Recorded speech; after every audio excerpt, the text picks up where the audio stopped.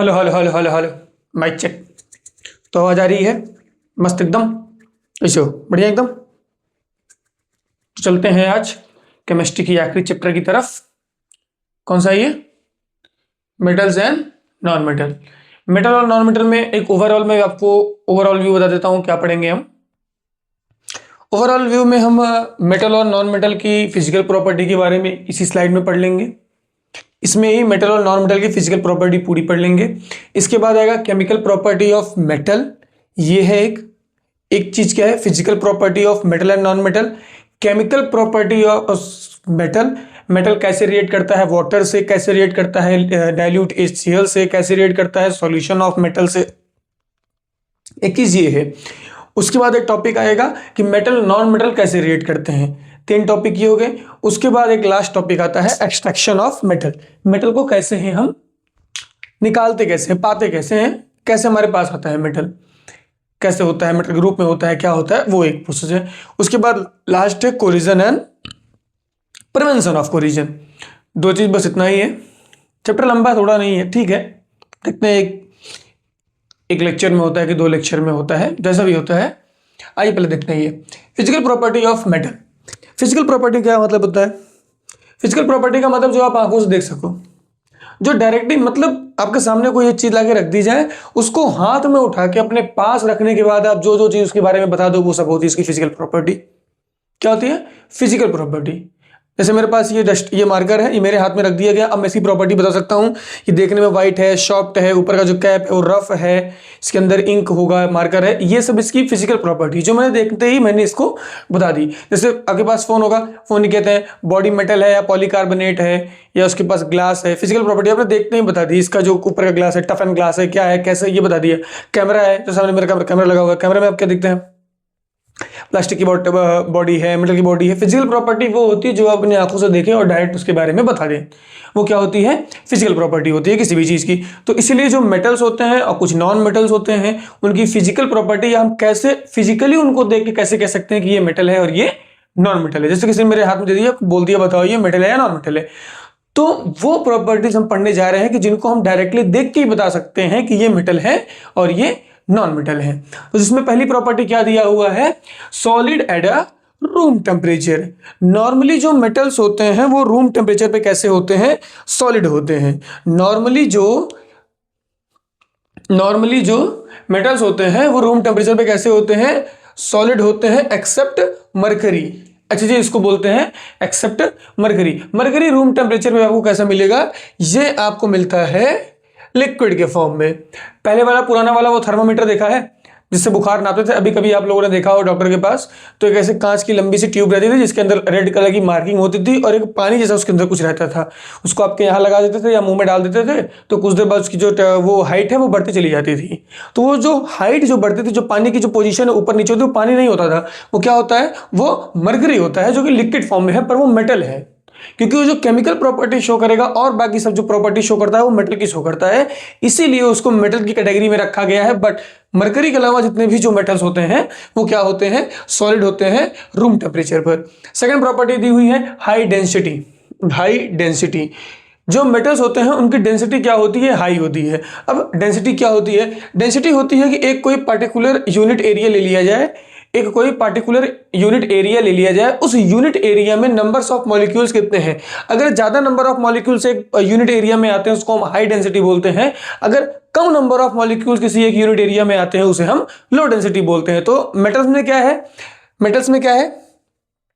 Metals में जो unit area पे नंबर्स ऑफ डेंसिटी है मेटल की, क्या है? वो ज्यादा है। तो उसके बाद फिर क्या है?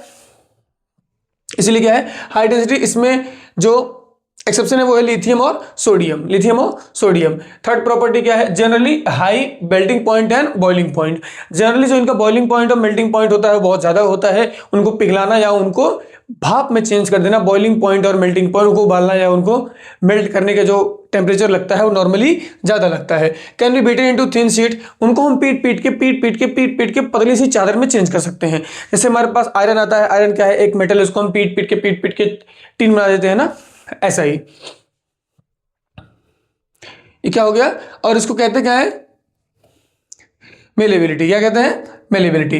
उसको थिन शीट में चेंज कर दिया जाए, और उसको अगर पीट पीट के रोल करके उसको हम किस में चेंज कर दें, एक थिन वायर में चेंज कर दें, एक थिन वायर में चेंज कर दें, तो मेटल की एक प्रॉपर्टी और क्या होती है, उसको हम पीट के एक लंबा थिन वायर में भी चेंज कर सकते हैं। इसको हम क्या कहते हैं, डक्टिलिटी। क्या कहते हैं, डक्टिलिटी। अब आपकी एनसीईआरटी में एक लाइन दिया हुआ है, एनसीईआरटी में एक लाइन दिया हुआ है कि गोल्ड को आप कितना ग्राम गोल्ड नहीं दिया है क्या, वजन नहीं दिया है क्या, the ability of to dot thin gold metal can be ductile using surprise. चलो ठीक है, वजन नहीं दिया है।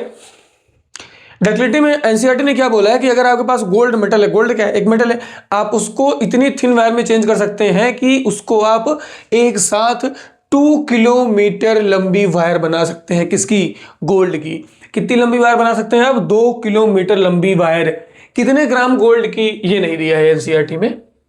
तो ये बिल्कुल याद रखें कि आप गोल्ड का कितना लंबा वायर बना सकते हैं, 2 किलोमीटर तक लंबा वायर आप उसका बना सकते हैं। ये आपकी एनसीईआरटी में मेंशन है। वायर बनाने को डक्टिलिटी कहते हैं और थिन शीट में चेंज करने को मेलेबिलिटी कहते हैं। और ये हीट और इलेक्ट्रिसिटी के क्या है, हीट और इलेक्ट्रिसिटी ये गुड कंडक्टर है, इनमें इलेक्ट्रिसिटी अच्छे से पास होती है और हीट भी बहुत अच्छी पास होती है। ये बैड कंडक्टर नहीं है, इलेक्ट्रिसिटी को पास करते हैं और हीट को भी पास करते हैं, मरकरी और लीड को छोड़ के। इसमें भी मरकरी, जिंक और लीड को छोड़ के, मरकरी, जिंक और लीड को छोड़ के। ये है इनके एक्सेप्शंस। और क्या है, जनरली हार्ड, ये हार्ड होते, जैसे ये है ना, ये हार्ड है, ये हार्ड है, ऐसे टूटेगा नहीं जल्दी, हार्ड है, सॉफ्ट नहीं है, हार्ड है। एक ये इसकी प्रॉपर्टी है। दूसरा क्या, pure metal can be shine lecture and at the surface. जब उनका सरफेस होगा शाइन करता है, तो गोल्ड शाइन नहीं करता है, गोल्ड शाइन करता है, जिंक शाइन करता है। एक जो प्योर आयरन होगा वो भी शाइन, चमकता हुआ आपको दिखाई देगा। वो किसकी प्रॉपर्टी है, मेटल की प्रॉपर्टी है। पर sodium, potassium, lithium, lead, calcium और मैग्नीशियम, इनके अंदर वो प्रॉपर्टी नहीं होती है। इनको आप देखेंगे तो ये आपको शाइन करते हुए नहीं दिखाई देंगे, बट ये क्या है, मेटल है, तो ये क्या है, एक एक्सेप्शन है। उसके बाद इनके अंदर रिंगिंग साउंड आएगा, डीप रिंगिंग साउंड आएगा जब इसको आप किसी से मारे या कुछ भी करें। लेकिन वो जो सोरेलेबिलिटी है, जो उनकी साउंड की क्षमता है, वो क्या है, लीड, मरकरी, सोडियम, पोटेशियम और लिथियम में नहीं होती है। अब आपने बोला, आपने सोच रहे हो कि सर नॉन मेटल का लिखा ही नहीं है। नॉन मेटल का बेटा मैंने इसलिए नहीं लिखा है क्योंकि आप एक काम करिए, आप एक काम करिए, ज्यादा कुछ मत करिए, आप बस इतना कर दीजिए कि नॉन मेटल का जो फिजिकल स्टेट होता है वो रूम टेम्परेचर पर लिक्विड होगा या गैस होगा, सॉलिड नहीं होगा। एक्सेप्शंस कुछ नहीं याद करना है आपको, बस इतना। उसके बाद क्या है, ये जनरली हाई डेंसिटी होती है, तो इसकी जनरली लो डेंसिटी होती है, कोई दिक्कत। इसका जनरली हाई मेल्टिंग पॉइंट और बॉइलिंग पॉइंट है, इसका generally low boiling point and melting point है। क्या कोई दिक्कत नहीं। Can be beaten into thin sheet, can not be beaten into thin sheet, can not be beaten into thin sheet. और इसमें क्या है, और इसको थिन वायर भी कर सकते हैं, बट ये क्या होगा, can not be drawn, can not be drawn into very thin wires. और ये क्या दिया है, good conductor of heat and electricity, bad conductor of heat and electricity, generally hard, generally soft। और क्या है, pure metal have shiny lecturer, they do not have a shiny lecture, they do not have shiny surface, they do not have a shiny surface। और क्या है, deep ringing sound, no deep ringing sound, no deep ringing sound. बस जो metal में है वो non metal में नहीं है। मतलब नॉन मेटल की आप सिंपल सी फिजिकल प्रॉपर्टी ये भी लिख सकते हैं कि ये उन सारी प्रॉपर्टी को नहीं शो करता है जो मेटल प्रॉपर्टी शो करता है। मेटल क्या क्या शो करता है, सॉलिड होता है, हाई डेंसिटी होती है, हाई मेल्टिंग बॉइलिंग पॉइंट होता है, थिन शीट में बदल सकते हैं, थिन वायर में बदल सकते हैं, गुड कंडक्टर ऑफ हीट और इलेक्ट्रिसिटी है, हार्ड है, शाइनी लेक्चर है और डीप रिंगिंग साउंड है। ये सारी की सारी प्रॉपर्टी नॉन मेटल में नहीं होती है। इसके भी कुछ एक्सेप्शन है, नहीं दिए, क्या मतलब है, इसका भी कोई एक्सेप्शन नहीं दिया है। एक एक्सेप्शन बिल्कुल याद रख लेना, ये क्या, मरकरी। मरकरी रूम टेम्परेचर पर लिक्विड होता है। बाकी अगर आपको एक्सेप्शन नहीं याद है, ठीक है, कोई बात नहीं, प्रॉपर्टी याद करिए। एक एक्सेप्शन याद कर लीजिएगा, मरकरी, जो कि क्या होता है, लिक्विड होता है रूम टेम्परेचर पर। लिखिए इसको, चलते हैं आगे की तरफ। तो चलो आगे चलते हैं। Reaction with oxygen. तो केमिकल प्रॉपर्टी ऑफ मेटल में पहला क्या आता है? रिएक्शन विथ, किससे? Reaction with oxygen. ऑक्सीजन बोले तो O2।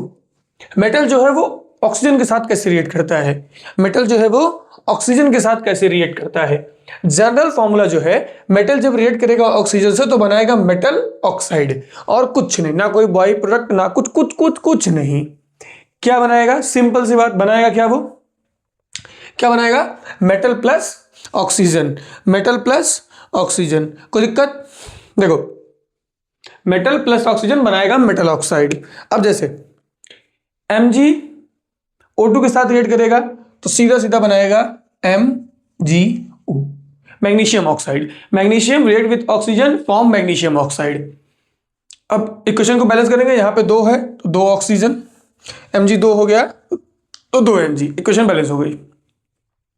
कॉपर रिएक्ट करेगा ऑक्सीजन से तो बनाएगा कॉपर ऑक्साइड। अब यहां पे ऑक्सीजन 2 तो यहां पे ऑक्सीजन कॉपर 2 और ये भी 2, तो ये copper react with oxygen gives copper oxide. Aluminium react with oxygen give aluminium oxide. Aluminium oxide बोले तो Al2O3, Al2O3, Al2O3। कोई दिक्कत? अब इसको बैलेंस करने के लिए यहां लगाएंगे 2 और यहां लगाएंगे 4। अरे कोई दिक्कत है क्या?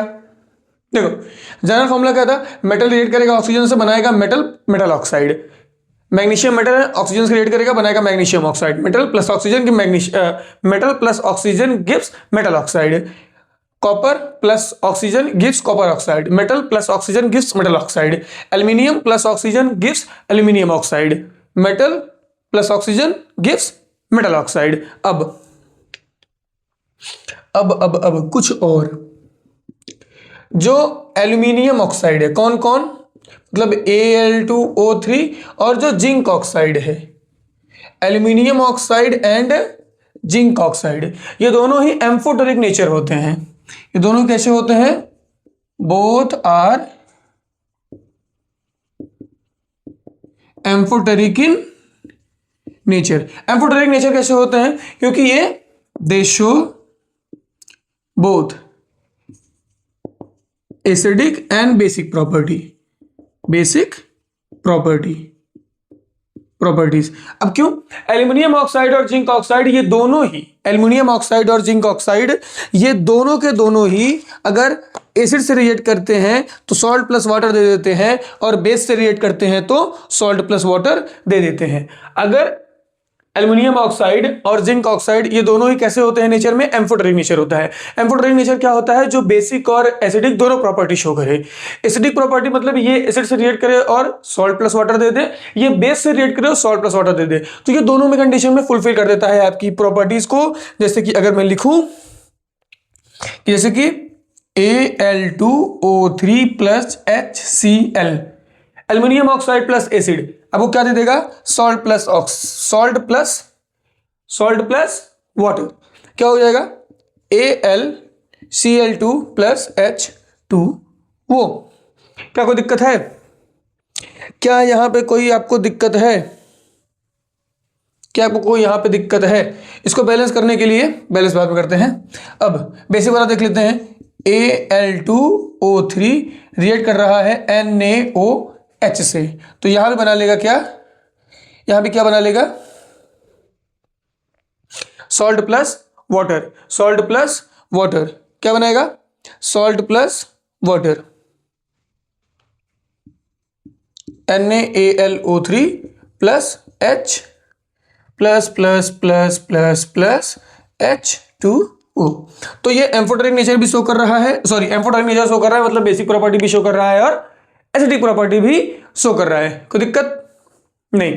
अब देखो, एक और होता है जैसे कि सोडियम एंड पोटेशियम, इन दोनों को केरोसिन के अंदर रखा जाता है क्योंकि ये ऑक्सीजन से बहुत जल्दी रिएक्ट कर जाते हैं।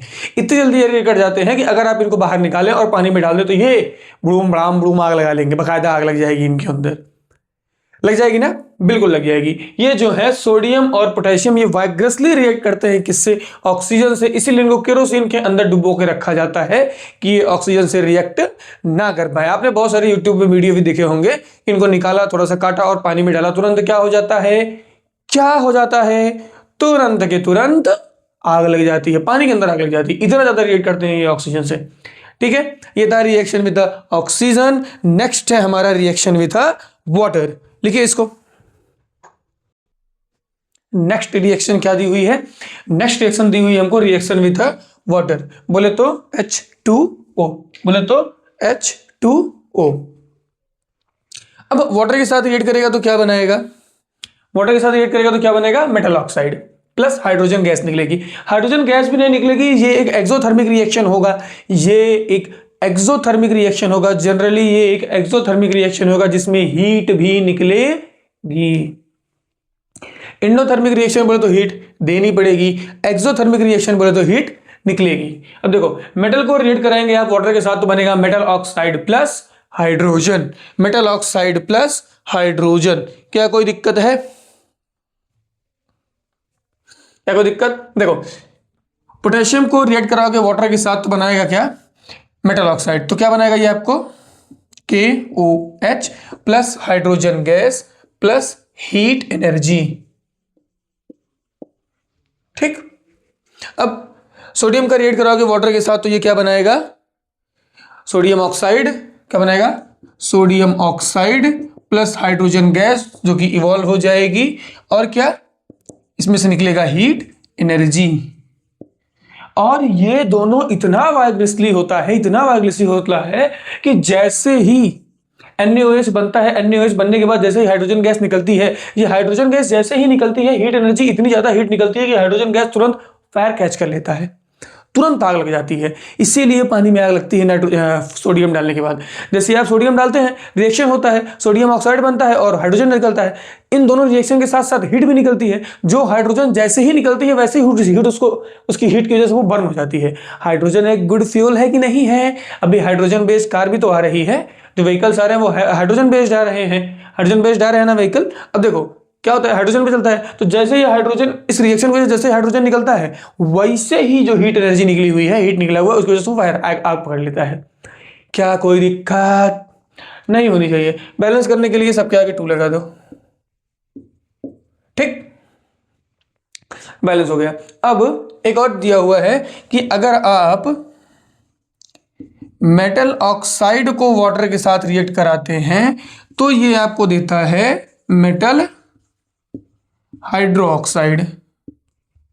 ये आपको देता है मेटल हाइड्रो ऑक्साइड। ये आपको देता है मेटल हाइड्रो ऑक्साइड।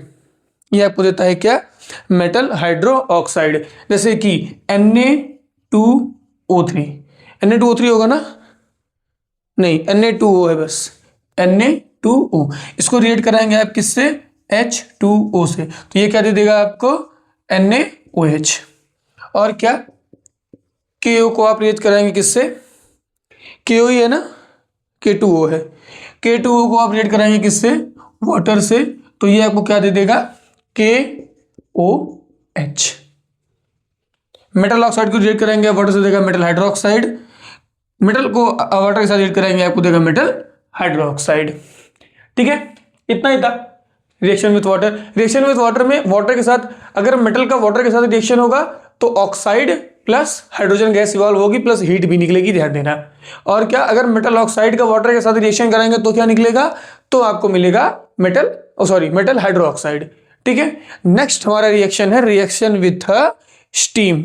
ये देखो, हाँ ये रिएक्शन विथ वाटर है। वाटर मीन्स ये जो वाटर है ये लिक्विड फॉर्म में है, ये जितने भी वाटर है ये लिक्विड फॉर्म में है। अब जो है वो किससे है, स्टीम से है। स्टीम से है तो किस में फॉर्म होगा, यही वाटर होगा पर किस फॉर्म में होगा, गैसियस स्टेट में होगा।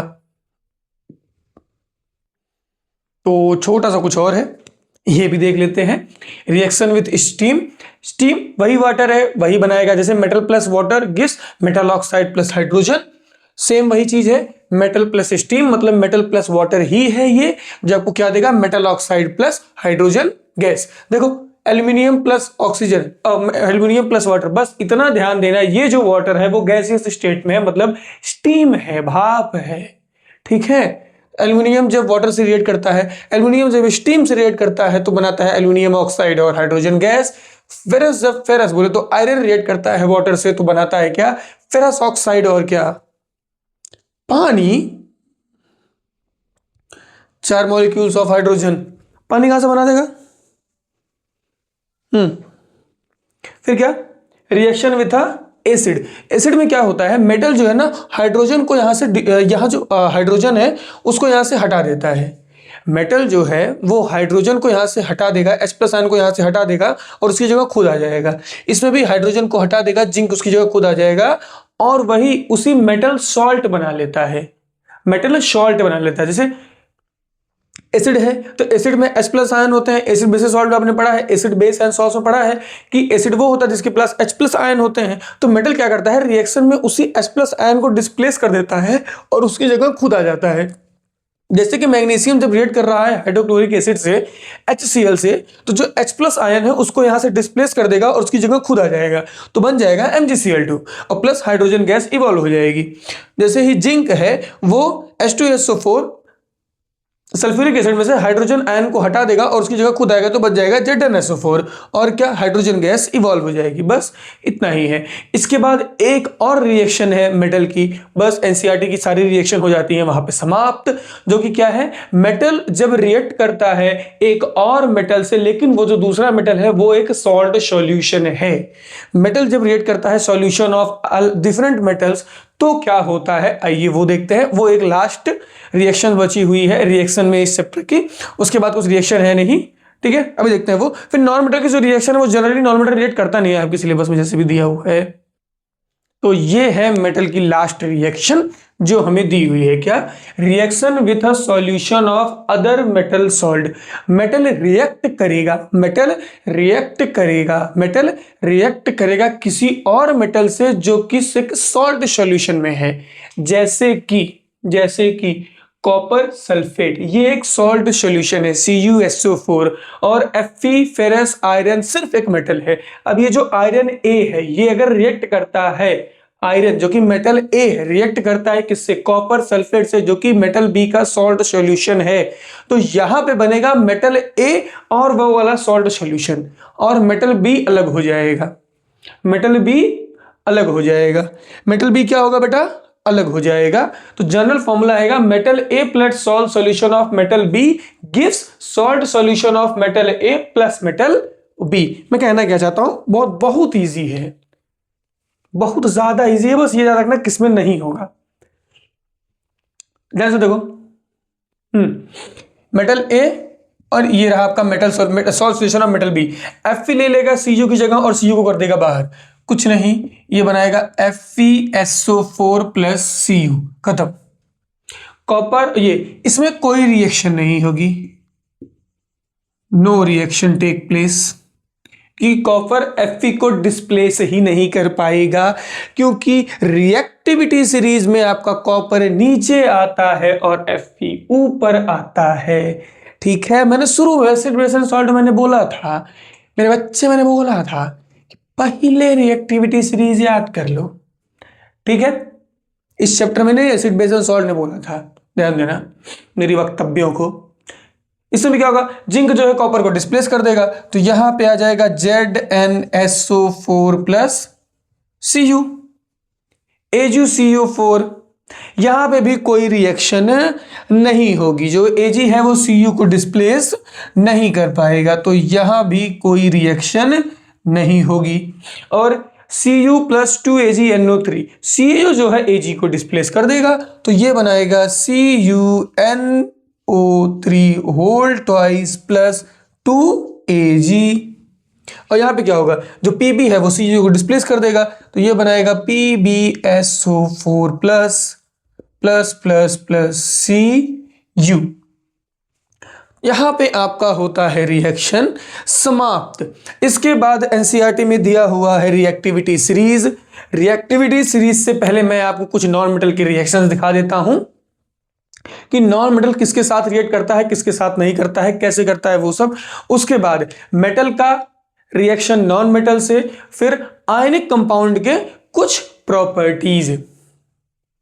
तो यहाँ पे पहला पॉइंट खत्म हो जाएगा। उसके बाद जो नेक्स्ट पॉइंट आएगा वो आएगा एक्सट्रैक्शन ऑफ मेटल, कोरिजन और वो। बोलोगे sir reactivity series, extraction of metal में ही रिएक्टिविटी सीरीज में आपको पढ़ाऊंगा। अभी मेरे पास 2 टॉपिक में पढ़ाने आपको जा रहा हूं, क्या 3 टॉपिक। नॉन मेटल की जो नॉन मेटल कैसे रिएक्ट करता है, और क्या मेटल कैसे रिएक्ट करता है नॉन मेटल से, और आयनिक कंपाउंड की प्रॉपर्टीज। तो 3 स्लाइड अभी आपके पास और आएंगी। उसके बाद हम स्टार्ट करेंगे एक्सट्रैक्शन ऑफ मेटल ओर। तो नॉन मेटल का ये बहुत छोटा सा दिया हुआ है, इसको देखो और करो इसको सटाक से खत्म। ऑक्सीजन के साथ रिएक्ट करेगा तो नॉर्मली नॉन मेटल ऑक्साइड बनाएगा। कार्बन रिएक्ट करेगा किससे, ऑक्सीजन से, कार्बन डाइऑक्साइड। नाइट्रोजन रिएक्ट करेगा ऑक्सीजन से, नाइट्रोजन ऑक्साइड। हाइड्रोजन रिएक्ट करेगा ऑक्सीजन से, बनाएगा वाटर। अरे कोई दिक्कत, वाटर के साथ कोई रिएक्ट होता ही नहीं है, एसिड के साथ कोई रिएक्ट होता ही नहीं है। क्यों? क्योंकि जो H+ आयन है वो यहां रिलीज नहीं होता है। अब reaction means non metal salt. Non metal salt में क्या होगा, जो हाईली रिएक्टिव मेटल होंगे, जो हाईली रिएक्टिव नॉन मेटल होंगे, वो लेस रिएक्टिव नॉन मेटल को वहां से डिस्प्लेस कर देंगे। जैसे कि क्लोरीन यहाँ पे हाई नॉन मेटल रिएक्टिव है। ये जो नॉन मेटल है क्लोरीन, ये हाईली रिएक्टिव है, और जो ब्रोमीन है ये लेस रिएक्टिव है। तो क्लोरीन क्या करेगा, ब्रोमीन को डिस्प्लेस कर देगा और उसकी जगह खुद आ जाएगा, तो 2NaCl+ ब्रोमीन बाहर निकल जाएगा। क्या था, जो highly non reactive non metal है, हाईली रिएक्टिव, सॉरी फिर से बताता हूं, जो हाईली रिएक्टिव नॉन मेटल है वो लेस रिएक्टिव नॉन मेटल को डिस्प्लेस कर देंगे। जैसे कि यहां पे क्लोरीन एक हाईली रिएक्टिव नॉन मेटल है जो कि डिस्प्लेस कर दे रहा है ब्रोमीन को, जो कि लेस रिएक्टिव नॉन मेटल है।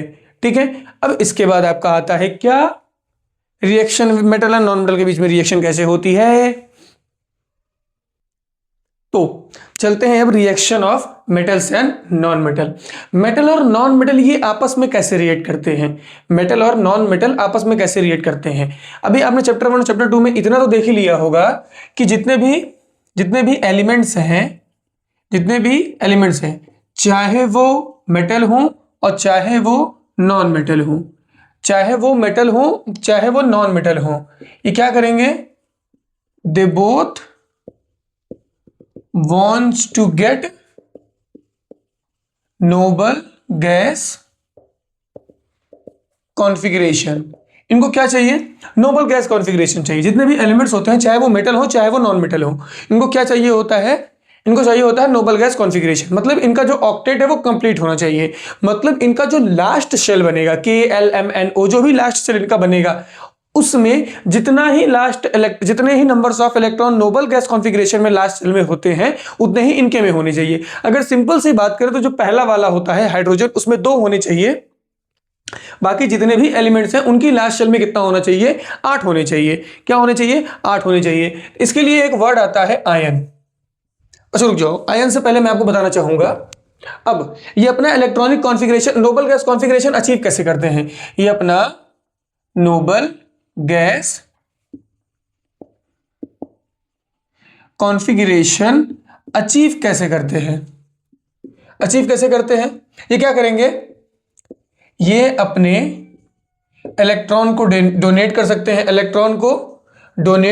हैं, या फिर ये क्या कर सकते हैं, इलेक्ट्रॉन को गेन कर सकते हैं, या ये क्या कर सकते हैं, ये इलेक्ट्रॉन को शेयर कर सकते हैं। इनके पास 3 ऑप्शन होता है, क्या क्या, या तो इलेक्ट्रॉन गेन करके पॉजिटिव बन जाए, सॉरी नेगेटिव बन जाए, या तो इलेक्ट्रॉन लूज करके पॉजिटिव बन जाए, या तो क्या करें, इलेक्ट्रॉन शेयर कर दें। तो अगर गेनिंग और लूजिंग की बात करें तो यहां से एक वर्ड निकल के आता है, क्या, आयन। क्या निकल के आता है, आयन। इसके 2 पार्ट होते हैं, क्या, एक होता है कैटायन और एक होता है एनायन। अब कैटायन क्या है,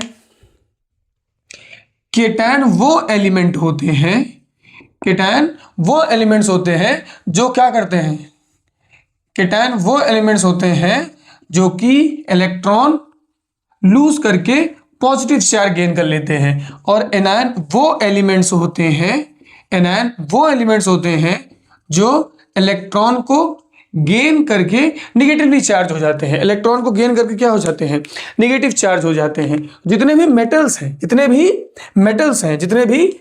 हैं वो कैटायन बनते हैं। वो क्या बनते हैं, कैटायन बनते हैं। जितने भी क्या हैं, मेटल्स हैं, ये अपना एक इलेक्ट्रॉन लूज करके कैटायन बन जाते हैं। और जितने भी एनायन हैं वो क्या बन जाते हैं, वो नॉन मेटल्स होते हैं। या फिर जो नॉन मेटल्स होते हैं वो क्या होते हैं, वो एनायन होते हैं। वो एक इलेक्ट्रॉन या दो इलेक्ट्रॉन कहीं से गेन करके अपने ऊपर निगेटिवली चार्ज ले लेते हैं और वो अपना ऑक्टेट कंप्लीट करते हैं। ऐसे होती है मेटल और नॉन मेटल के अंदर रिएक्शन। जैसे कि हम पहला एग्जांपल लेते हैं Na, बोले तो सोडियम एंड क्लोरीन का। सोडियम का जो इलेक्ट्रॉनिक कॉन्फ़िगरेशन होता है वो होता है कितना, 8 और 1, नहीं कितना है, अरे भूल जाता हूं मैं, कितना है इसका एटॉमिक नंबर, कितना होता है 11। इसका कितना होता है 11, क्लोरीन का होता है कितना 17। अगर इसका इलेक्ट्रॉनिक कॉन्फ़िगरेशन करेंगे तो 2, 8 और 1 आएगा। और इसका इलेक्ट्रॉनिक कॉन्फ़िगरेशन करेंगे तो कितना आएगा, पहले में 2, फिर 8, फिर क्या आएगा 7 आएगा। अब देखो इसको एक इलेक्ट्रॉन चाहिए और इसका एक इलेक्ट्रॉन ज्यादा है, इसको एक इलेक्ट्रॉन चाहिए और इसका एक इलेक्ट्रॉन ज्यादा है। तो अगर मैं इलेक्ट्रॉनिक कॉन्फ़िगरेशन अगर क्रॉस या डॉट स्ट्रक्चर बनाऊं सोडियम और क्लोरीन का, तो ये लिखा मैंने Na और इसके पास ये रहा एक इलेक्ट्रॉन जो आउटर मोस्ट शेल में है, और ये रहा आपका क्लोरीन और इसके पास ये 1 2 3 4 5 6 और ये रहा इसका 7वां इलेक्ट्रॉन। अब ये क्या करेगा, ये अपना एक इलेक्ट्रॉन इनको दे देगा और बन जाएगा Na पॉजिटिव और ये बन जाएगा क्लोरीन निगेटिव। ये बन जाएगा, क्या बन जाएगा, क्लोरीन निगेटिव। क्या कोई दिक्कत है यहाँ पे, क्या कोई दिक्कत है? देखो अब ये मेटल था, इसने अपना एक इलेक्ट्रॉन दे दिया, इसका भी ऑक्टेट कंप्लीट, इसका भी ऑक्टेट कंप्लीट, ये बन गया कैटायन और ये बन गया एनायन। अगर मैं यहाँ पे आपको एक और एग्जांपल लेके दिखाऊं, किसका, मैग्नीशियम का और इसी के साथ क्लोरीन का। क्लोरीन का 17, मैग्नीशियम में कितना 12। इसका इलेक्ट्रॉनिक कॉन्फ़िगरेशन करोगे तो ये आएगा 2 8 2 और इसका वही क्या है 8 2 8 7। अब क्या करेगा, एक मैग्नीशियम दो क्लोरीन को अपना दो एटम दे देगा। जैसे कि ये रहा मेरा मैग्नीशियम और इसके ये रहे दो आउटर मोस्ट सेल में दो इलेक्ट्रॉन, ये रहा एक और क्लोरीन और एक रहा ये एक और क्लोरीन। इसके साथ 1 2 3 4 5 6 और ये 7, इसका साथ 1 2 3 4 5 6 और ये 7। इसमें क्या होगा, ये अपना एक इसको दे देगा और एक इसको दे देगा, तो इसका भी कंप्लीट, इसका भी कंप्लीट और इनका ऑक्टेट भी कंप्लीट। मैग्नीशियम यहां बन गया कैटायन और क्लोरीन यहां बन गया एनायन। इस पे आ जाएगा Mg2+ और क्लोरीन पे क्या आएगा माइनस। Mg2+ मतलब इसने दो इलेक्ट्रॉन अपने लूज कर दिए और क्लोरीन ने एक इलेक्ट्रॉन गेन कर लिया और इस क्लोरीन ने एक इलेक्ट्रॉन गेन कर लिया। ऐसे होता है reaction between metals and non metals. अब चलते हैं आयनिक प्रॉपर्टी पर। तो अब बढ़ते हैं नेक्स्ट टॉपिक की तरफ, प्रॉपर्टीज ऑफ आयनिक कंपाउंड। ये आपको भी 32 मिनट में मिल रहा है, मुझे इसको रिकॉर्ड करते हुए 1.5 घंटा हो चुका है, तो मैं थका थका सा महसूस कर रहा हूं, ठीक है। लेकिन आपको नहीं लगना चाहिए कि मैं थका थका सा महसूस कर रहा हूं। 1.5 घंटे हो चुके हैं, पैर मेरे भी थोड़े से दर्द कर रहे हैं। तो देखिए आपको एक शॉर्ट में मिलता है कि 2 लेक्चर में मिलता है, ये आधे घंटे का, या फिर एक कोशिश मैं एक ही पीरियड में पूरा भी दे दूंगा, बनाता हूं पूरा, चिंता मत करो। देखो properties of ionic compound. Ionic compound होते क्या है, कैसे होते हैं, क्या इनकी प्रॉपर्टीज है। ये हमेशा जो है ना डिफरेंट चार्ज पार्टिकल के होते हैं, made up of oppositely charge ion, जैसे कि NaCl। ये क्या है, ये एक आयनिक कंपाउंड है। बोले तो इसमें जो Na है वो पॉजिटिव है, क्लोरीन है वो निगेटिव है। या KCl2, इसमें जो Kl है वो पॉजिटिव है, जो Cl है वो क्या है, निगेटिव है। ये हमेशा आयनिक कंपाउंड कैसे बनते हैं, अपोजिटिव चार्ज पार्टिकल होते हैं। अपोजिटली चार्ज पार्टिकल है, अपोजिटली चार्ज एलिमेंट हो, जैसे H2O है, H2O। यहाँ पे जो हाइड्रोजन है पॉजिटिव चार्ज रहेगा और जो ऑक्सीजन है वो नेगेटिव चार्ज में रहेगा, ठीक है। ये सब क्या है, आयनिक कंपाउंड है, एक पॉजिटिव और एक नेगेटिव, दोनों ही अपोजिटिव चार्ज होंगे। क्या होगा, ब्रिटल होंगे, रिजिड ठोस होंगे और क्रिस्टलाइन स्ट्रक्चर, जैसे नमक का नहीं होता क्रिस्टल जैसा स्ट्रक्चर, ऐसे फॉर्म में पाए जाते हैं। इनकी जो मेल्टिंग पॉइंट और बॉइलिंग पॉइंट होती है वो हाई होती है। क्यों, क्योंकि presence of strong inter ionic attraction, इनके जो मॉलिक्यूल्स के बीच का अट्रैक्शन होता है ज्यादा मजबूत होता है, उसको तोड़ने के लिए आपको ज्यादा एनर्जी देनी पड़ती है, इसीलिए इनका बॉइलिंग पॉइंट और मेल्टिंग पॉइंट ज्यादा होता है। जैसे कि कोई फेविक्विक लगा के इसको चिपका दे, अब चिपका दे तो मतलब इनके बीच का जो अट्रैक्शन है वो ज्यादा है, इसको अलग करने के लिए मुझे ज्यादा फोर्स लगाना पड़ेगा और काफी ज्यादा फोर्स लगाऊंगा तब जाके ये अलग होंगे। तो इसी तरह है, इनके जो फोर्स ऑफ अट्रैक्शन है मॉलिक्यूल्स के वो बहुत ज्यादा है, इसलिए इनको अलग करने के लिए आपको ज्यादा एनर्जी देनी होगी। मींस बॉइलिंग पॉइंट और मेल्टिंग पॉइंट का क्या होगा, हाई होगा। उसके बाद क्या है, soluble in water and insoluble in organic compound. Water में ये सॉल्युबल होते हैं और ऑर्गेनिक कंपाउंड में सॉल्युबल नहीं होते हैं, जैसे कि केरोसिन या फिर पेट्रोल, इसमें क्या है, इनसॉल्युबल होते हैं। उसके बाद कंडक्ट इलेक्ट्रिसिटी इन एक्वस और मोल्टेन स्टेट ओनली। ये जब एक्वस फॉर्म में हो, एक्वस फॉर्म का मतलब है इनको किसी पानी में मिला दिया जाए तो इनका, जैसे NaCl को पानी में मिला दो, नमक को पानी में मिला दो, तो वो जो क्या बन जाएगा, जो सॉल्यूशन आपको मिलेगा उसको एक्वस सॉल्यूशन कहते हैं। या फिर मोल्टेन स्टेट, इनका जो मोल्टेन स्टेट में हो, इनमें ये इलेक्ट्रिसिटी और हीट दोनों को ही क्या कर सकते हैं, कंडक्ट करते हैं। Water electrolyse as cathode. देखो अगर इनको पानी में डाल के इलेक्ट्रोलाइज किया जाए, अगर पानी में डाल के, मतलब एक बीकर होता है, इलेक्ट्रोलाइसिस पढ़ा होगा आपने, एक बीकर होता है, इसमें दो रॉड होती है, एक को एनोड कहते हैं, एक को कैथोड कहते हैं। एक बीकर होगा जिसमें दो रॉड होंगी, एक एनोड होगा, एक कैथोड होगा, एक पे पॉजिटिव चार्ज होगा, एक पे निगेटिव चार्ज होगा। कैथोड पे निगेटिव चार्ज, एनोड पे पॉजिटिव चार्ज। तो कैथोड पे अगर निगेटिव चार्ज है तो उसके पास पॉजिटिव चार्ज जाके अट्रैक्ट हो जाएगा, और अगर एनोड पे निगेटिव चार्ज है तो उसके पास पॉजिटिव चार्ज जाके अट्रैक्ट हो जाएगा। तो वही सेम चीज इसमें भी होता है, इलेक्ट्रोलाइज प्रोसेस कहते हैं इसी को। अगर इलेक्ट्रोलाइज प्रोसेस में किसी आयनिक कंपाउंड को डालेंगे और हम उसका स्विच ऑन कर देंगे, मतलब इलेक्ट्रिसिटी कंडक्ट होना चालू हो जाएगी, तो केटायन के पास डिस्चार्ज पार्टिकल जाके अट्रैक्ट हो जाएंगे, वेल एज एनायन के पास डिस्चार्ज एट। केटायन बोले तो पॉजिटिव चार्ज जो है वो कहां चला जाएगा, कैथोड के पास। ये क्यों होता है, क्योंकि ये निगेटिव होता है। जो केटायन से जो पॉजिटिवली चार्ज पार्टिकल है वो कैथोड के पास चले जाएंगे, और जो निगेटिवली चार्ज पार्टिकल है वो कहां चले जाएंगे, एनोड के पास चले जाएंगे, क्योंकि इस पे पॉजिटिव चार्ज हम देते हैं। उसके बाद क्या है, many ionic compound of alkali metals and alkali earth metals means group 1 element और group 2 elements. Sodium, lithium, barium, potassium, ये क्या है, ग्रुप 1 एलिमेंट है, ऐसे ग्रुप 2 एलिमेंट है। इन दोनों एलिमेंट के बारे में क्या करा है, impart unique characteristic colour flame when they heated. इनकी एक यूनिक कैरेक्टरिस्टिक स्टेज, जो अलग अलग टाइप के कलर देते हैं, इनकी फ्लेम की अलग अलग टाइप की कलर होती है, सबके अलग अलग फ्लेम के कलर होते हैं जब इनको हीट किया जाता है। तो अब इसके बाद जो नेक्स्ट टॉपिक आता है वो क्या है, वो आता है एक्सट्रैक्शन ऑफ कोर मेटल और रिएक्टिविटी सीरीज। तो रिएक्टिविटी सीरीज यहां लिखूंगा, और उनको कैसे एक्सट्रैक्ट किया जाता है वो यहां लिखते हैं, कराता हूं अच्छे से। देखो इसको, लिखो इसको। चलो तो चलते हैं किसमें, अकरेंस ऑफ मेटल में। मेटल होता कैसे है, मिलता कैसे है, क्या क्या प्रोसेस करते हैं, कैसे रिफाइन करते हैं, कैसे हमारे पास आता है, कैसे यूज करते हैं, क्या वो सारी चीजें होती हैं, वो हम इसमें देखेंगे। तो सबसे पहले जो रिएक्टिविटी सीरीज दी गई है मैं आपको वो बता देता हूं। ये रही रिएक्टिविटी सीरीज, ये ऑलरेडी मैं एसिड बेस सॉल्ट में बता चुका हूं, फिर भी आपको एक बार बता देता हूं।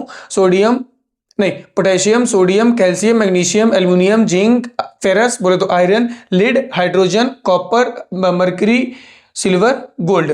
अब ये ऊपर वाले जो है सबसे हाईली रिएक्टिव हैं, और जो नीचे वाले हैं वो सबसे लेस रिएक्टिव हैं। ये सबसे ज्यादा हाईली रिएक्टिव है, ये लेस रिएक्टिव है। ये सबसे ज्यादा आपको मिक्स फॉर्म में मिलेंगे, इनके अंदर सबसे ज्यादा मेटल्स मिली हुई होंगी, ये आपको फ्री स्टेट में मिल जाएंगे। अब जो देखो एनसीईआरटी ने क्या बोला है, रुक जाओ, ठीक है। अकरेंस ऑफ मेटल, मेटल मिलता कैसे है, metal most of the element specially metals occur in the nature in the combined in state with other element. जितने भी मैक्सिमम जो हमें मेटल्स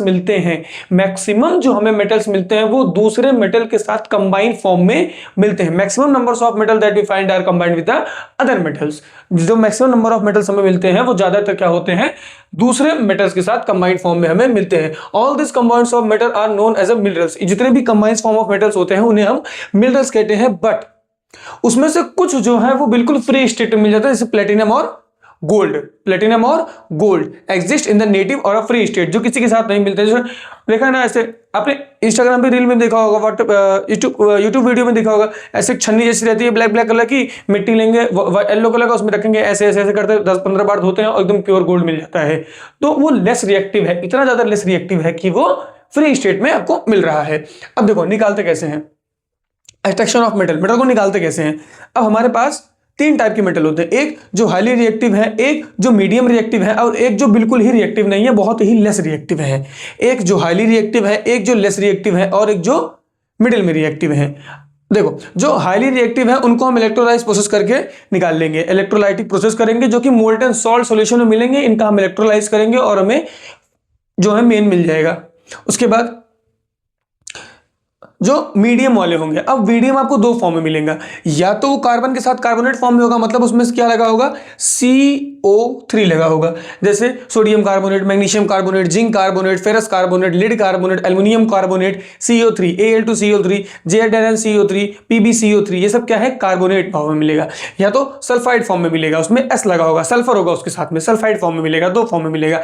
अगर आपको वो और कार्बोनेट के फॉर्म में मिलता है तो आप उसका करेंगे कैल्सिनेशन, और अगर सल्फाइड के फॉर्म में मिलता है आप उसको करेंगे रोस्टिंग। तो इसमें दो वर्ड निकल के आते हैं, एक कैल्सिनेशन और एक रोस्टिंग। कैल्सिनेशन क्या होता है और रोस्टिंग क्या होता है।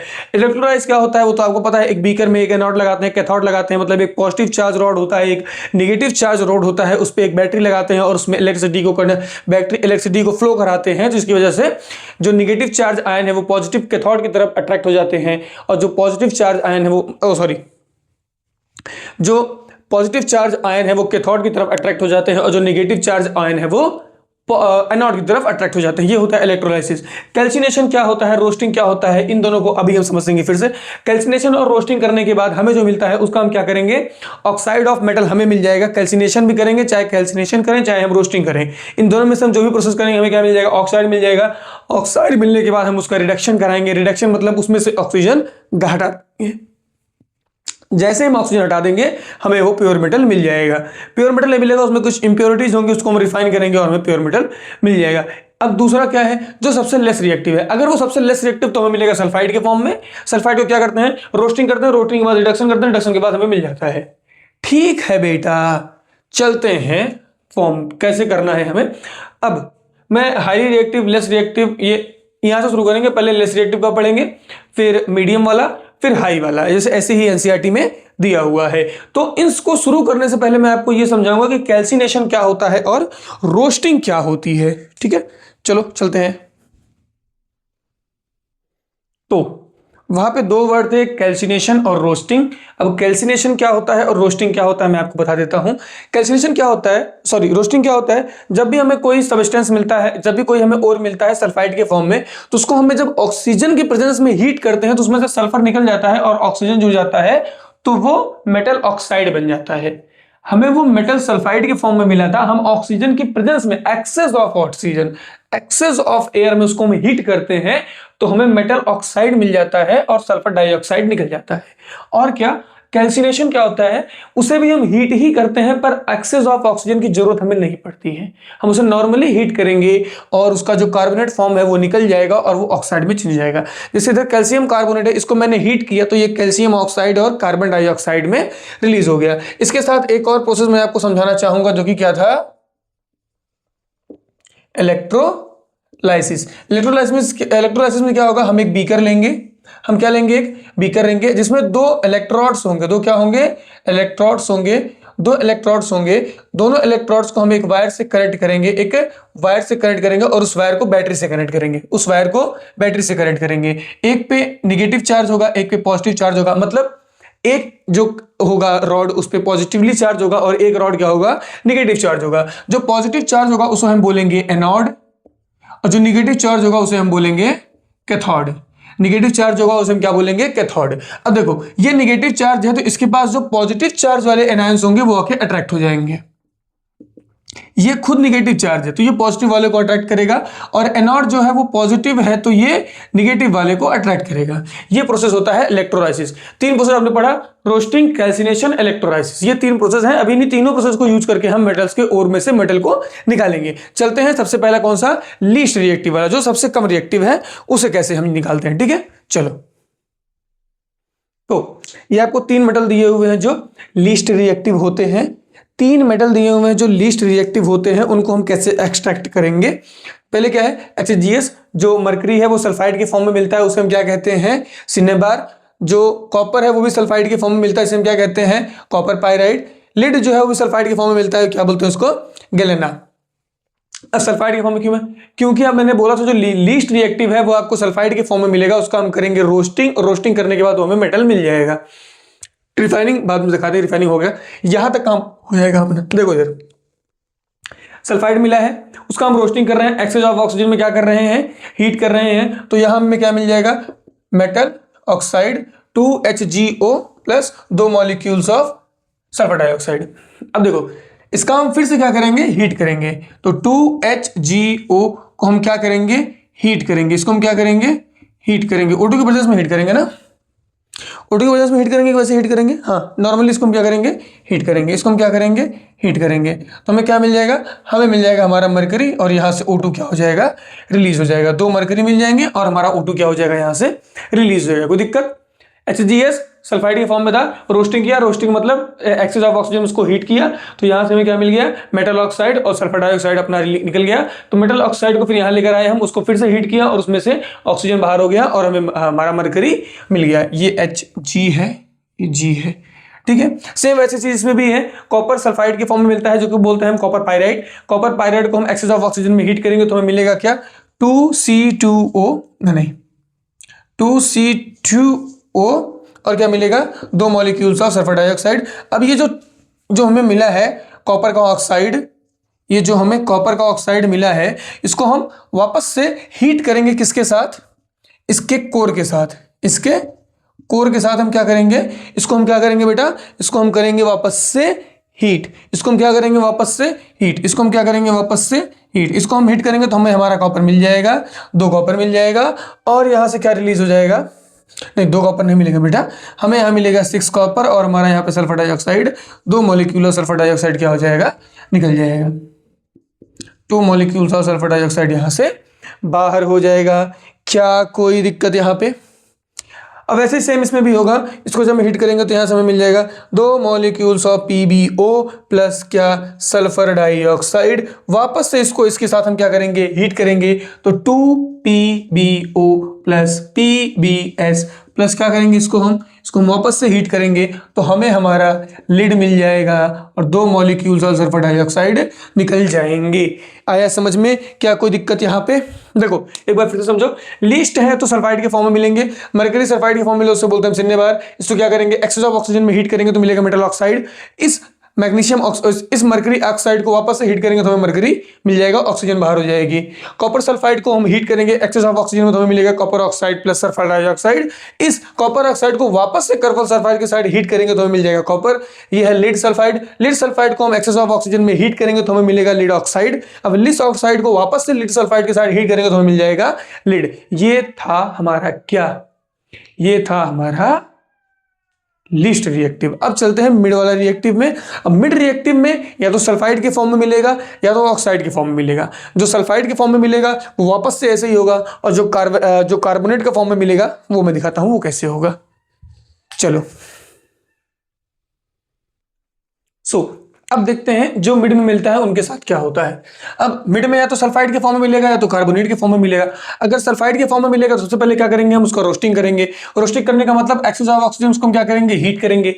जैसे हमने जिंक सल्फाइड को हमें किससे मिला, एक्सेस ऑफ ऑक्सीजन के साथ मिला, तो हमने उसको हीट किया और हीट करने के बाद हमें क्या मिल गया, जिंक ऑक्साइड और सल्फर डाइऑक्साइड। अब देखो मैंने क्या बोला था, जब मेटल ऑक्साइड आपको मिल जाएगा उसके बाद हम इसका क्या करेंगे, रिडक्शन। जैसे मान लो ये क्या है आपका ZnO आपको मिल गया, इसका हम क्या करेंगे, रिडक्शन करेंगे। रिडक्शन करेंगे मतलब इसका ऑक्सीजन क्या करेंगे, हम लूज करेंगे। रिडक्शन का मतलब क्या होता है, जिसमें से ऑक्सीजन गायब हो जाए। अब इसका ऑक्सीजन गायब करने के लिए हमें क्या लाना पड़ेगा, रिड्यूसिंग एजेंट। रिड्यूसिंग एजेंट क्या होता है, जो खुद ऑक्सीडाइज हो जाए। तो आपकी बुक में जो रिड्यूसिंग एजेंट दिया गया है वो है कार्बन। तो ZnO का जब कार्बन के साथ रिएक्ट कराएंगे तो ये जो कार्बन है ये क्या करेगा, यहां से ऑक्सीजन को हटा देगा। तो ये आपका Zn बन जाएगा plus carbon dioxide gas release हो जाएगी। कार्बोनेट में क्या है, आपको ऑक्सीजन की जरूरत नहीं है, आप डायरेक्ट इसको हीट करिए तो बन जाएगा जिंक ऑक्साइड और कार्बन डाइऑक्साइड। वापस से इस ZnO को कार्बन के साथ रिड्यूस कर और आपका मेटल मिल गया और कार्बन गैस इवॉल्व हो गई। ये था सल्फाइड के फॉर्म में मिलेगा, रोस्टिंग करेंगे, रोस्टिंग करने के बाद मेटल ऑक्साइड मिलेगा, मेटल ऑक्साइड करके उसको रिड्यूस करेंगे, रिड्यूस मतलब उसमें से ऑक्सीजन गायब करेंगे और हमें मेटल मिल जाएगा। और वही सेम चीज अगर कार्बोनेट के फॉर्म में मिलता है, अगर कार्बोनेट के फॉर्म में मिलता है तो उसका कैल्सिनेशन करेंगे, मतलब बिना ऑक्सीजन को उसको हीट देंगे तो वो ऑक्साइड के फॉर्म में मिल जाएगा, और उसका फिर रिडक्शन करा देंगे तो वो हमें क्या मिल जाएगा, मेटल मिल जाएगा। अब उसके बाद आपको 2 रिएक्शन दी हुई है, मैग्नीशियम ऑक्साइड का एल्युमिनियम के साथ अगर हीट करते हैं तो, या फिर फेरस आयरन 3 ऑक्साइड का एल्युमिनियम के साथ हीट करते हैं तो क्या होता है। अब देखो जब मैग्नीशियम ऑक्साइड को एल्युमिनियम के साथ हीट करते हैं तो हमें मिलता है, क्या मिलता है, मैग्नीज और एल्यूमिनियम ऑक्साइड प्लस हीट, बहुत ज्यादा एक्सोथर्मिक रिएक्शन ये होती है और ये मॉल्टन स्टेट में मिलती है। ऐसा ही सेम यूज किया जाता है रेलवे ट्रैक को फिल करने के लिए। जहां पे रेलवे ट्रैक में दरार, कभी देखा है रेलवे ट्रैक में दरार जाएगी, एक ऐसे लोहे के जगह लेंगे जिसके अंदर जगह वो रहती है, मतलब एक गैप रहेगा जहां पे रेलवे, जैसे ये रेलवे लाइन है, ये रेलवे लाइन है, अब वहां पे एक गैप है, ये क्या है, गैप है, तो यहाँ एक ऐसा बॉक्स जैसा लगाएंगे जिस खोखला जैसा रहेगा, उसमें दो पाउडर डालते हैं। कौन कौन सा? वो होता है फेरस 3 ऑक्साइड और क्या है, एल्यूमिनियम। इन दोनों पाउडर को मिक्स करते हैं, थोड़ा सा हीट करते हैं, उसके बाद इतनी ज्यादा एक्सोथर्मिक रिएक्शन होती है, इतनी ज्यादा कि बिल्कुल लावा जैसा वहां निकलता है। अभी देखा हो तो वीडियो देखो, उसमें आएगा लावा जैसा निकलता है, और वो लावा मोल्टन स्टेट में कहा जाता है, ये जो दरार रहती है इसके अंदर जाके भर जाता है। मतलब दो पाउडर को मिलाया, थोड़ी सी हीट दिया, मतलब थोड़ा सा माचिस लगा दिया, इतनी ज्यादा एक्सोथर्मिक रिएक्शन होती है, इतनी ज्यादा हीट निकलती है, वो पाउडर पिघल के लोहे जैसा हो जाता है और जो गैप उसके अंदर भर जाता है। वो होता कौन है? वो फेरस, वो जो आयरन जला ना, एल्यूमिनियम ऑक्साइड प्लस हीट निकलती है, ये जो फेरस है ये बिल्कुल मॉल्टन स्टेट में निकलेगा, लोहा जो पिघल जाएगा, पिघल के कहां, उस दरार में घुस जाएगा, और बाद में जो एक्स्ट्रा पार्ट होगा उसको काट के निकाल देंगे और ट्रैक वापस से तैयार हो गई उतनी ही मजबूती के साथ। तो यहां पे आपका ये होता है, नहीं समाप्त नहीं होता है, अभी इलेक्ट्रोलाइसिस वाला बचा है। देखो इलेक्ट्रोलाइसिस में क्या करते हैं, जो हाईली रिएक्टिव है वो क्या होता है, कैसे होता है वो देखते हैं। हाईली रिएक्टिव वाला देखते हैं। जो आपका हाईली रिएक्टिव है, जो आपका हाईली रिएक्टिव है, जैसे कि मान लेते हैं Na, तो ये क्या है, मॉल्टन स्टेट में मिलता है, जैसे NaCl, ठीक है। तो क्या होगा, इसका हम क्या कराएंगे, इलेक्ट्रोलाइसिस। ये इलेक्ट्रोलाइसिस होगा, यहाँ पे दो क्या होंगे, इलेक्ट्रोरॉड होंगे, एक आपका कैथोड होगा, एक आपका एनोड होगा। जैसे इसको मोल्टन स्टेट आपको मिलता है, जैसे ही आप NaCl को उठा के इसमें डालेंगे, जैसे ही आप NaCl उठा के डालेंगे, ये कैथोड है, कैथोड पे होता है माइनस चार्जिंग, मतलब माइनस माइनस माइनस। ये होता है एनोड, एनोड पे क्या होता है, पॉजिटिव चार्ज, मतलब पॉजिटिव पॉजिटिव पॉजिटिव। अरे यही होता है ना, क्या मैं सही बोल रहा हूं? क्या मैं सही बोल रहा हूं कि नहीं बोल रहा हूं? जी हां, मैं आपसे बिल्कुल सही बोल रहा हूं। तो क्या होगा, NaCl, जब NaCl यहाँ पे क्या होगा, ये टूट जाएगा, Na क्या करेगा, अपना एक इलेक्ट्रॉन इसको कैल्शियम को देके Na प्लस हो जाएगा और कैल्शियम Cl माइनस हो जाएगा। अब ये माइनस वाला इसकी तरफ अट्रैक्ट होगा और ये वाला पॉजिटिव की तरफ, ये माइनस है तो ये इसकी तरफ अट्रैक्ट होगा, मतलब Na और कैल्शियम का होगा इसकी तरफ, Cl minus Cl minus Cl minus, मिल गया हमें हमारा मेटल इलेक्ट्रोलाइसिस प्रोसेस है। ये हाईली रिएक्टिव वाला प्रोसेस है। ये हो गया आपका यहाँ पे समाप्त। क्या कोई दिक्कत? उसके बाद एक इलेक्ट्रोलाइटिक रिफाइनिंग बची हुई है कि इलेक्ट्रोलाइट को रिफाइन कैसे, इलेक्ट्रोलाइसिस प्रोसेस को यूज करके रिफाइन कैसे करते हैं। क्या कैसे करते हैं, रिफाइन कैसे करते हैं। जैसे ये वाला प्रोसेस सेम ऐसे वो भी है, इलेक्ट्रोलाइसिस वही बीकर लेंगे, जो इंप्योरिटीज है, जो प्योर मेटल है वो कैथोड की तरफ आके अट्रैक्ट हो जाएगा, निगेटिव चार्ज। देखो मेटल्स क्या होते हैं, जो मेटल्स होते हैं वो एनायन बनाते हैं, एनायन मतलब निगेटिव चार्ज बनते हैं। अगर वो निगेटिव चार्ज कैटायन बनाएंगे, कैटायन बनाएंगे, पॉजिटिव चार्ज, सॉरी, जितने मेटल है वो कैटायन बनेंगे, पॉजिटिव चार्ज के थोड़ी तरफ आके अट्रैक्ट हो जाएंगे, इंप्योरिटीज बाहर हो जाएंगी। हो गया हमारा काम। ये था इलेक्ट्रोलाइसिक रिफाइनिंग। उसको एनसीईआरटी में थ्योरी दी हुई है, उसको थोड़ा सा पढ़ लेना। इसके बाद आता है कोरोजन और रेंसिडिटी। कोरोजन क्या है, कोरोजन होता कैसे है, मेटल ऑक्साइड ही कोरोजन है। कोरोजन मेटल ऑक्साइड मतलब जो वो आयरन FeO3 या FeO2 जब चैप्टर 2 में आपने ऑलरेडी पढ़ा हुआ है कोरोजन के बारे में। इससे क्या होता है, जब आयरन में ऑक्सीजन के साथ रिएक्ट करता है तो क्या बना लेता है, मेटल, जो मेटल वाटर के साथ रिएक्ट करके क्या बना लेगा, मेटल ऑक्साइड। तो मॉइस्चर जो स्टीम होता है, फेरस उसके साथ रिएक्ट करता है, वाटर मॉलिक्यूल्स एयर में होते हैं उसके साथ फेरस बोले तो आयरन रिएक्ट करता है और क्या बना लेता है, फेरस ऑक्साइड बोले तो जंग, मेटल जंग, जो क्या करता है, आयरन को क्या करता है, खराब कर देगा, किसी भी बॉडी को क्या करेगा, खराब कर देगा। तो उससे प्रिवेंट करने के लिए प्रिवेंशन ऑफ कोरोजन भी टॉपिक्स दिया हुआ है, एनसीईआरटी में थ्योरी दी हुई, इसको पढ़ लेना। उसमें क्या है, उसमें हम क्या कर दें, ऑयलिंग कर दें, तेल लगा दें, तो क्या होगा, जिसकी जंग नहीं लग पाएगा, मेटल ऑक्साइड उससे अट्रैक्ट नहीं हो पाएगा। या हम क्या कर दें, उसको पेंट कर दें या उस पर किसी चीज़ की लेयर चढ़ा दें। ये 2-3 प्रोसेस हम यूज करके, मतलब जो ऑक्सीजन है उसको मेटल से रिएक्ट ही ना करने दें, पहुंचने ही ना दें। प्रिवेंशन में मान लीजिए क्या क्या दिया हुआ है आपको, प्रिवेंशन की अगर हम बात करें तो क्या दिया हुआ है, हाँ वही सब दिया हुआ है। The rusting of iron can be prevent by oiling, greasing, galvanization, chrome printing, anodization और मेकिंग अलॉय। अब अलॉय क्या होता है? अलॉय ये होता है जब 2 या 3 मेटल को एक साथ यूज करके एक नया एलिमेंट बना दिया जिसमें कभी जंग लगी ही ना। मतलब एक फिक्स्ड प्रोपोर्शनल में 2 मेटल्स को यूज, जैसे जैसे क्या यूज करते हैं, Galvanization is the protecting steel and iron from rusting by coating them with a zinc layer of a zinc। ग्लेवनाइजेशन क्या होता है? ग्लेवनाइजेशन एक मेथड है जिसमें स्टील और आयरन को जिंक से क्या कर देते हैं, कोट कर देते हैं। मतलब आयरन और जिंक के ऊपर, आयरन और स्टील के ऊपर क्या करेंगे, एक जिंक का पानी चढ़ा देंगे। एक प्रकार से क्या करेंगे, एक पानी चढ़ा देंगे। तो अब आयरन था, उसके ऊपर जिंक का पानी चढ़ गया। अब जिंक जो है ऑक्सीजन के साथ रिएक्ट नहीं करेगा, जिसकी वजह से वहां पे जिंक ऑक्साइड नहीं फॉर्म होगा, रस्टिंग नहीं होगी। ऐसा ही किसके साथ, स्टील के साथ भी वो करते हैं। अलॉइंग क्या है? अलॉइंग सबसे बेस्ट मेथड कैसे करते हैं, जैसे आयरन क्या करें, iron is used for widely metal but it is never used for the pure substrate. This is because pure iron is क्या करेंगे, आयरन में एक स्मॉल अमाउंट ऑफ कार्बन मिला देते हैं। आयरन में स्मॉल अमाउंट ऑफ कार्बन मिला देते हैं, mixed with small amount of carbon, जो कितना होता है 0.0%। तो वो क्या बन जाएगा, एक अलॉय बन गया। कार्बन क्या है, नॉन मेटल, हाँ सॉरी, कार्बन क्या है, नॉन मेटल। उसको किससे मिला देंगे, मेटल से। मेटल और नॉन मेटल, मेटल और नॉन मेटल। मेटल क्या है, आयरन को किससे मिला देंगे, नॉन मेटल, कार्बन के साथ मिक्स कर देंगे तो अलॉय बन जाएगा, जिस पे जो कि जंग नहीं लगेगा। जो स्टील के बर्तनों में हमारे आप लोग खाते हैं वो सारे के सारे क्या है, नॉन मेटल है। ठीक है। उसके बाद एक स्तंभ दिया हुआ है, एक लोहे का पिलर दिया हुआ है। कह रहा है इस पे क्यों नहीं लगा, क्योंकि उस पे कॉपर और जिंक की कोटिंग की हुई है, इसी वजह से उसमें आज तक कभी जंग नहीं लगा है, कई सालों से वो खड़ा हुआ है। तो यहाँ पे आपका चैप्टर होता है समाप्त।